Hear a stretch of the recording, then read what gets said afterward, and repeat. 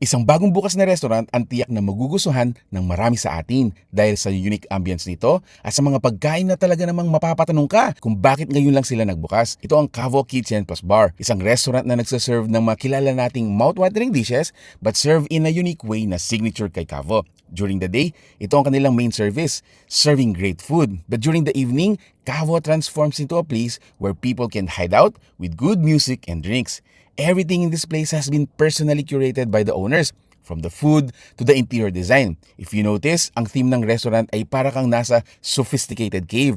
Hence the name Cavo, an Italian and Portuguese word for hollow. Kasama kong nagdine dito ang buong pamilya ko. May mga dishes na first time matry ni Luis at nagulat ako nang magustuhan niya ito kahit na sobrang pihikan nito sa pagkain. Si Joyce naman, sabi niya, balik kami dito for an intimate date. But whether you go here for a couple date or for a family day, Cava will serve you the best offerings and that's flexibility for different market needs. Isa sa mga highlight dishes namin dito ay ang Spanish whole chicken. It has a preparation time of 6 hours and none of the time is wasted dahil sobrang namin itong na-enjoy.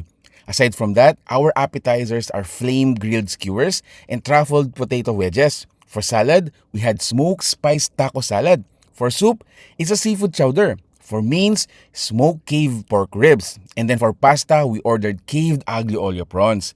Their desserts are also must not skip. Everything is good because they make every sauce, pastry, and drink, everything's house-made. Don't get intimidated by the place because it's just there to add spice on your experience. It has 2 levels.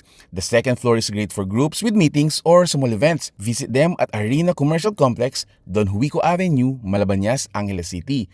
Share this video and start inviting your friends. Enjoy!